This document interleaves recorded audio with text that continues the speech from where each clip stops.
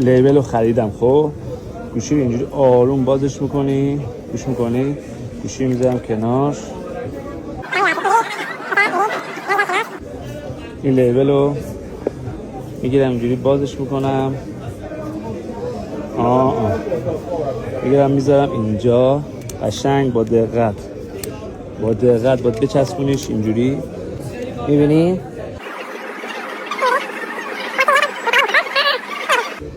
اینو درش میارم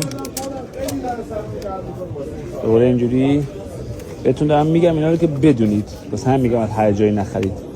این اینجوری میذاریم توش، گوشی هم میذاریم جاش.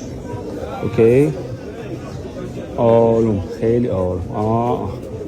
این از این، یعنی از این. ببین تمام.